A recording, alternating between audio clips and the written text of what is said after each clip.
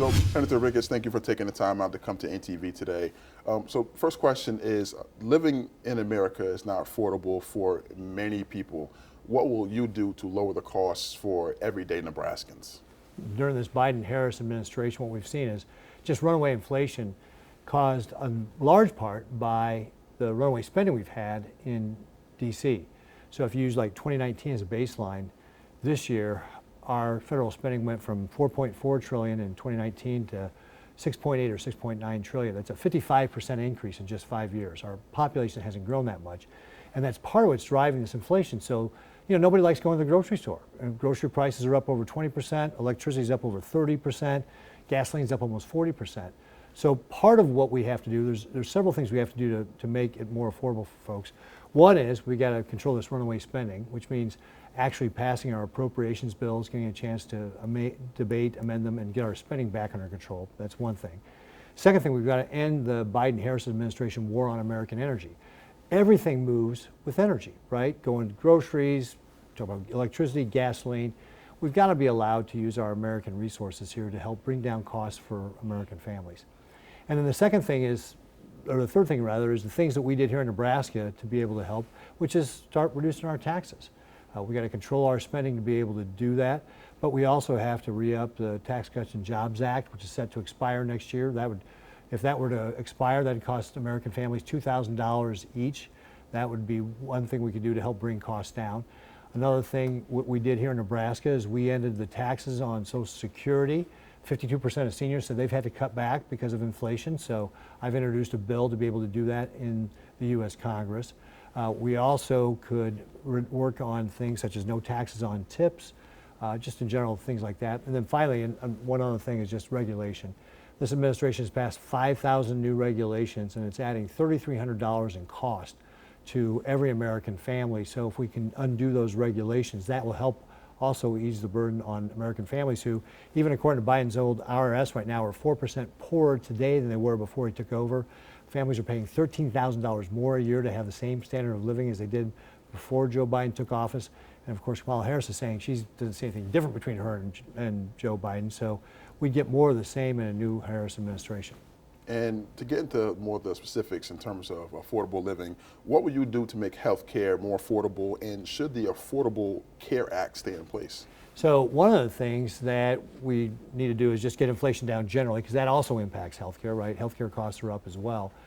But price transparency is one of the things we can do to start driving that through all of our healthcare system. In every other industry where we have, high prices or low prices and high quality, we have a marketplace that works. Well, we don't really have that in healthcare, right? We have insurance companies that get between doctors and patients that make the whole pricing of how we buy healthcare very opaque. So we've got to change that so that consumers know what they're paying for when it comes to healthcare, to be able to really understand what they're buying, and that would be one of the things that would help us bring healthcare costs down. And again, getting back to, we've got to start looking at these markets to see if they're being properly regulated. Get rid of regulations where we don't need them. A lot of what government's trying to do is really drive doctors out of individual practices into bigger organizations, and we've got to reverse that trend. We've got to allow doctors who want to practice independently to be able to do that. And let's go overseas with the conflict in Israel and Ukraine. What should be the United States' role in these wars, and is there a point when you will support U.S. troops on the ground, and who do you support in these wars? Well, when it comes to these conflicts, we need to recognize that we've got a very clear case of good versus evil in both these. In Ukraine, right, Russia invaded Ukraine to make it part of Russia. You can't allow big countries to start attacking small countries and be able to take them over. We need to give the Ukrainians the weapons that they need to be able to defend themselves against Russia. And we also need to recognize that Putin's got aspirations beyond just Ukraine. And if that includes one of our NATO allies, like say the Baltic states or Poland, and he invades there, well, that will involve Nebraska, young men and women going off to war, because those are NATO allies, and we would be, obligated to go defend them. So that's World War III if he invades the Baltic states or something like that. So we need to make sure Ukraine's successful to avoid Putin from being able to go do something like that, so that our young men and women aren't going off to war. So, Ukraine should be able to handle this, but we need to give them the resources they need, the weapons they need, and then not hamstring them. We need to allow them to, have long-range weapons, strike deep into Russia at military targets. Stop being slow-rolling these weapons systems to them. Give them what they need, give it to them now, and let them use it to win. Same thing is true for Israel. We need to back Israel 100%. This is clearly good versus evil, right? Hamas is a terrorist organization. What they did on October 7th, when they killed nearly 1,200 people, including 46 Americans, was absolutely horrific. They, killed little babies. They raped women. I mean, it was absolutely horrible what they did. And Hamas needs to be stamped out. Israel is doing that. We need to give them the weapons they need to be able to do that. And we also need to start putting the sanctions back on Iran and cutting off their oil money, because that's who's funding all this. Iran is the largest supplier, state sponsor of terrorism. They're responsible for like 90% of Hamas's budget. They fund Hezbollah. They fund the Houthis. The Trump administration enforced sanctions and brought Iran's reserves down from $122.5 billion to under 14. The Biden-Harris administration has not enforced those sanctions. We've seen $100 billion of oil money go to Iran. This administration is so tone deaf that they freed up $6 billion of frozen money for Iran on 9/11. They just don't get it. Iran is an adversary. We should be cutting off their money so they can't fund Hamas and Hezbollah. And that would be one way that we could also support Israel, as well as giving the weapons they need and supporting them as they strike back against these terrorist organizations. Absolutely. And on to another hot topic. What is your stance on abortion? Are there exceptions, and should we have a nationwide law or let the states decide? So the Dobbs decision in the Supreme Court actually gave the states the ability to decide how they were going to manage their laws. And we here in Nebraska, in this election, have that opportunity. We've got two ballot initiatives, 434, which is our current state law, which protects babies after the first trimester, has exceptions for rape, incest, and life of the mother, and is something that our legislature and our governor passed, versus Initiative 439, which is the national abortion lobby supported by all this outside money. It's Planned Parenthood's attempt to basically put a really radical abortion law into our Constitution. Now, on the surface, it sounds very nice. It's about viability, but it allows unlicensed practitioners to determine when the baby is viable and when the baby can be killed. It also, if you go look at this, it is so woke. There is not the word woman in Initiative 439. I encourage everybody who's voting on this to go read that 439 initiative. The word woman doesn't appear. It would allow men to be able to sue women to force them to have abortions, because it says all persons have a right to abortion. So it would allow for late-term abortions. It's really a radical thing. So people need to vote no on 439 and vote yes on 434, which is our current state law, and make sure that it's Nebraskans deciding how we're going to do it and not some national abortion lobby telling us what to do. So yes on 434, no on 439. And what needs to be changed in our immigration system, and what will you do in order to make those changes? Well, the first thing we need to do is secure the border. The Trump administration brought illegal crossings down to a 45-year low.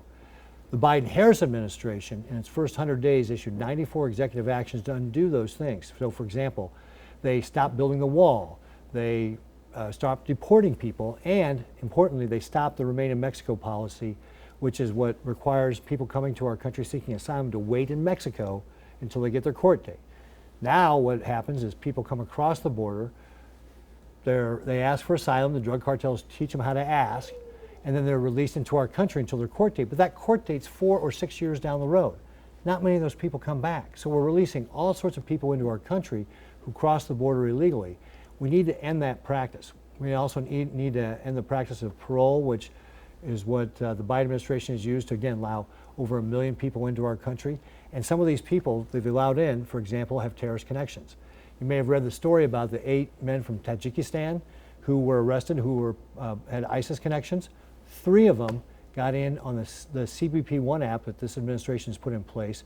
They were not properly vetted. They got immigration parole to come into this country, and now we find out a year later they're terrorists, and so we have to arrest them. But we were at risk for that full year.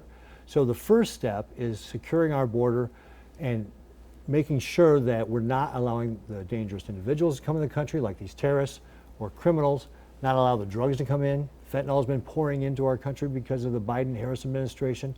Fentanyl is the leading killer of young people in this country, age 18 to 45. It's also created a humanitarian crisis, a sex trafficking crisis. We've already mentioned the drug trafficking crisis. I mean, we have got a huge problem on our southern border. Over 10 million people have tried to get into our country illegally. By sending a message that our border is closed, we will bring that back down to where the Trump administration had it. Indeed, and the Farm Bill seems like it keeps on getting kicked down the road. Would you make this a priority, and are there changes that you do support? Yeah, so the House Republicans have done their job. They've passed out a very good farm bill that makes sure we have a robust crop insurance program, has a conservation programs without strings attached, and really is good for our farmers and ranchers. And our farmers and ranchers deserve to have the certainty of a 5-year farm bill. Food security is national security, so we need to have this. Sadly, what we've seen is that Debbie Stabenow, who's the chair of the Ag Committee, the Democrat in charge of that committee, has decided she wants to expand the food stamp program. We'd like to see more farm in the farm bill. Already right now, food stamps is 80% of that, so we don't need to expand it more. Food stamps were already vastly expanded during the pandemic.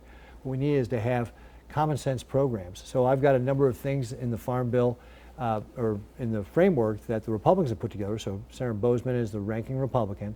He's put together a framework for the farm bill from the Republican standpoint, and it includes things like my SNAP Next Step program, which is based on a program we did here in Nebraska to help families get off of food stamps by offering them help to get a better job. Here in Nebraska, we increased folks on food stamps who participate in that program's income by $25,000 a year, and 60% of those families actually did get off food stamps. So that's one of the ideas in there. It's a bipartisan bill, so I've got Democrat co-sponsors on that. I've also got a bill that would improve flood resiliency, bipartisan bill, Democrat co-sponsors. Rural entrepreneurship, again, bipartisan bill, Democrat co-sponsors. All this is part of the framework that Senator Boozman has, as well as expanding the doubling the money that would be available for foreign market development and market access program, so we'd be able to do more for our farmers and ranchers to sell their products overseas. That's important because about a third of what we grow and produce here in agriculture is something that is consumed overseas in foreign markets. So we need to be able to trade to be able to do that, and this farm bill framework that the Republicans have would be able to help us on that. So there's a lot of really good ideas we have on this. Sadly, like I said, Chairman Stabenow has not done anything with this, so she's not running for re-election. I don't know if she's checked out or what the deal is, but if Republicans can take control of the Senate, I know that Senator Boozman, as the new chair, worked to have a very robust ag bill, farm bill, for our farmers and ranchers, and there'd be a lot of things that I propose to be part of that framework. And in your answer, you mentioned the word trade. Some Nebraskans are concerned about trade, with tension rising with some of our adversaries and threats of tariffs. What kind of trade policy do you support? We need to make sure that we've got free and fair trade, which means that we shouldn't be giving countries unfair advantage when they're selling their products into us versus what we can sell into theirs. So that's one of the things there. But trade's important for us. And actually, again, sadly, this administration, this Biden-Harris administration, has done nothing on trade. They're the first administration since the Carter administration not do a major trade deal, and we see the results of this. So as of September 30th, it was projected that we would have a $32 billion ag trade deficit. It is the highest ag trade deficit we've ever had in our country's history. That means we're buying more ag products than we're selling overseas, and it's only the fourth time in the last 50 years it's happened. It's because of the policies of this Biden-Harris administration where they don't pursue agriculture, they don't pursue trade, and so that harms our farmers and ranchers. The previous year, we had a $16 billion ag trade deficit, and that was the record then. So we've seen this as a pattern now. We've gone from $16 billion ag trade deficit to a $32 billion ag trade deficit. Look, if we don't want to have a trade deficit, we need to sell our ag products overseas, and we need help from the federal administration to do that. They've got to sign trade deals. They've got to open up market access, and they're not doing it. And do you believe that Nebraska should be a winner-take-all state?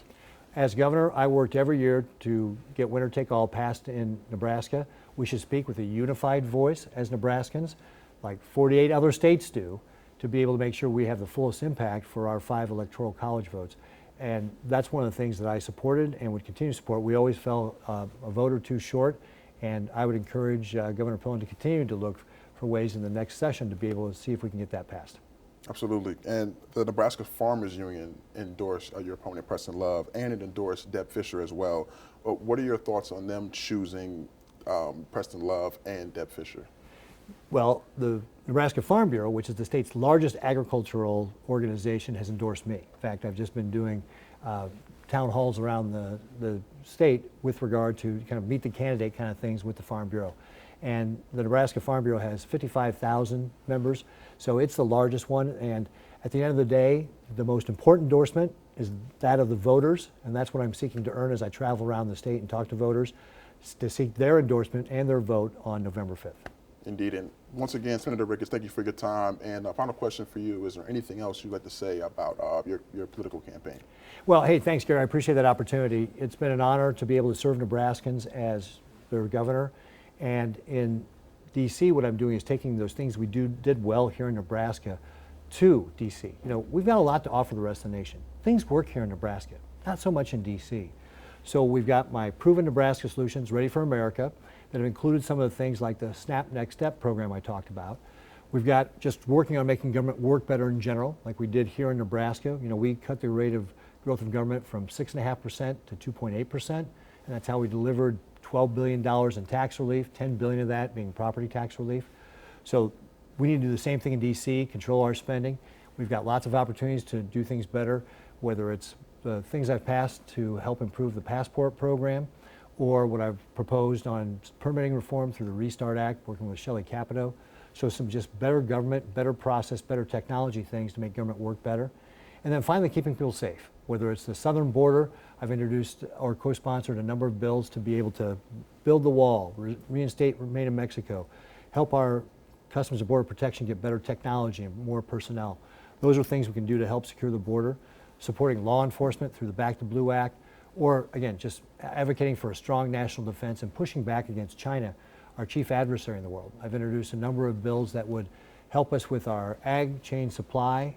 We're very dependent on China for a lot of things, for example, for the livestock industry, but also we're funding China through a lot of our financial institutions. So I've introduced a number of bills to be able to create disincentives for that and to be able to block it in some cases where it's just not appropriate. So we got to stop funding China with our financial markets. So I'm working on things such as that to be able to help keep us safe as well. So those three things are Nebraska Solutions Ready for America, improve government, and keep us safe. Indeed. And Senator Ricketts, thank you once again for your time. Thanks very much, Gary. We appreciate it. Thank you. Thanks for watching. Please hit the subscribe button. And for the latest news anytime, download the NTV News app.